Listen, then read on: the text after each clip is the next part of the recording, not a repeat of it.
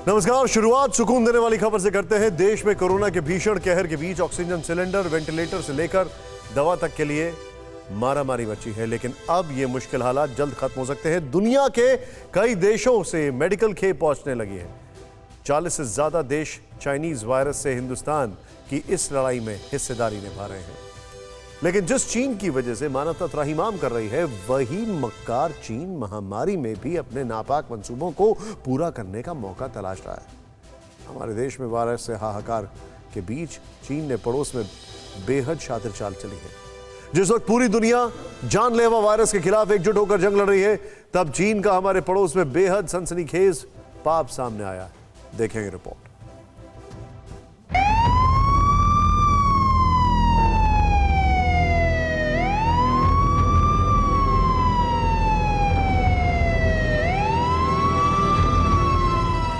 वक्त भले ही नासाज है, जिंदगी भले ही नाराज है, लेकिन हम लड़ रहे हैं एक एक शख्स की सांसों को लौटाने के लिए।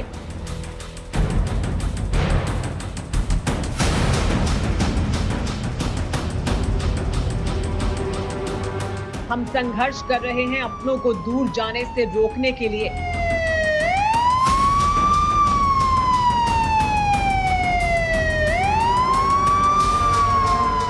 हम रेस लगा रहे हैं वक्त के खिलाफ और हमें भरोसा है ये रेस हम जीतेंगे।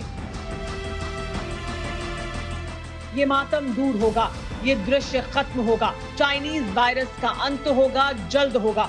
कोरोना से करहाते हिंदुस्तान के साथ पूरी दुनिया आ चुकी है।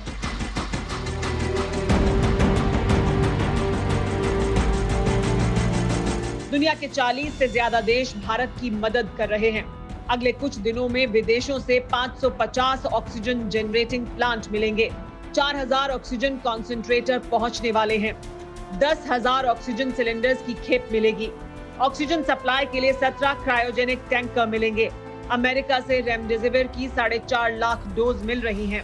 फ्रांस, जर्मनी और स्विट्जरलैंड मेडिकल उपकरण भेज रहे हैं। ये तस्वीर रूस के विमान की है, जो ऑक्सीजन कॉन्सेंट्रेटर और वेंटिलेटर की सप्लाई लेकर दिल्ली पहुंचा। रूस के साथ ही अमेरिका से भी ऑक्सीजन सिलेंडर की एक खेप पहुंच चुकी है। 2 विमान अगले कुछ घंटों में लैंड करने वाले हैं।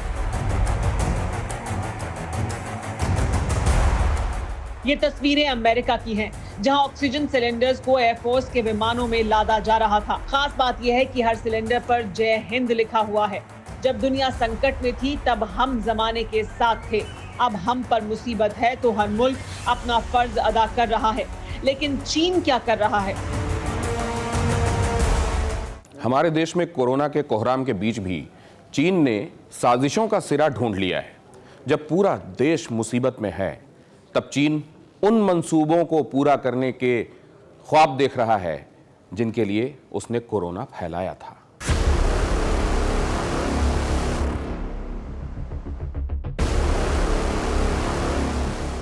LAC पर चीन को शिकस्त मिली। दुनिया के सामने माओ के मुल्क का पाप सरेआम हुआ। साल भर के दौरान चीन ने 1000 साजिशें रची, लेकिन हर बार हमारे देश की नीति और रीति से ड्रैगन के विस्तारवादी जबड़े पर जबरदस्त प्रहार हुआ। लेकिन चीन की करतूतों से अब हिंदुस्तान पर मुसीबत का दौर है।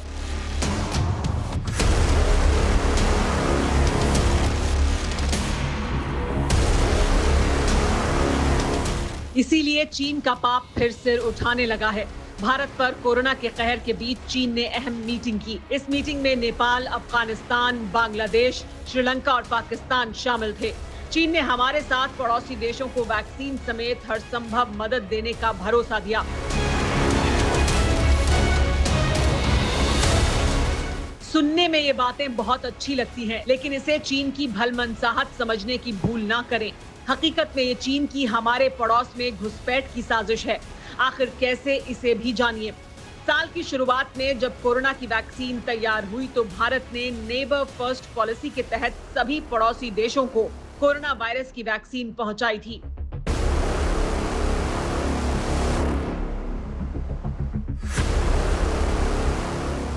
नेपाल को हमारे देश ने 11 lakh vaccine the.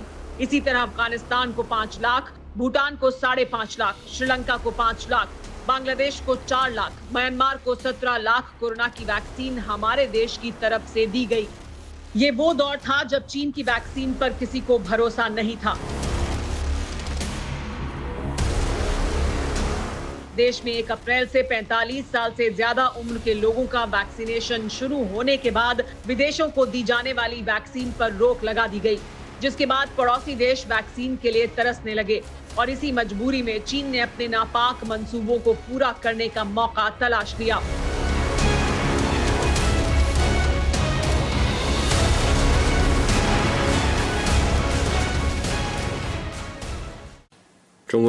China will continue to carry out anti-COVID cooperation with the WHO and other countries, honor its commitment of making vaccines a global public good, and do more to help developing countries defeat the virus.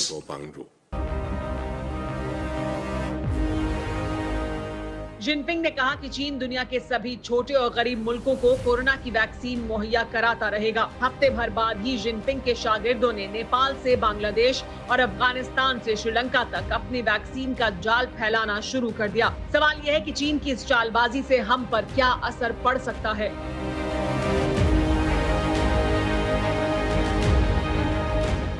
असर बहुत बड़ा पड़ सकता है।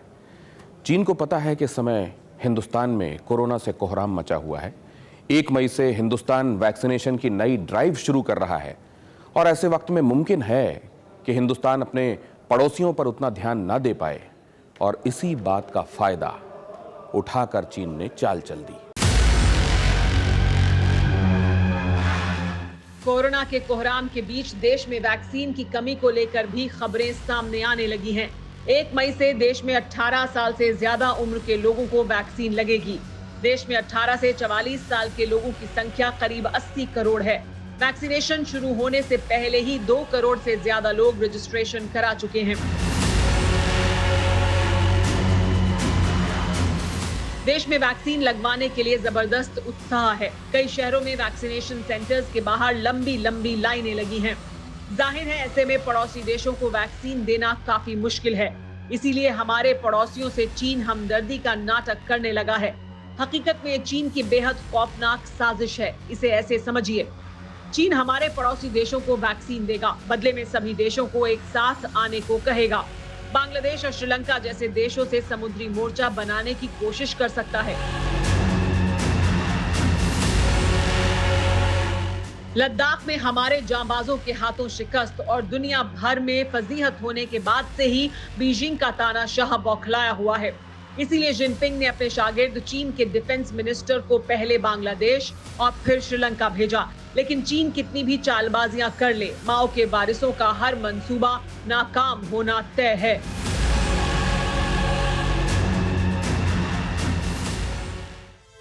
परवाह देश की, सोमवार से शुक्रवार रात 10 बजे TV9 भारतवर्ष पर।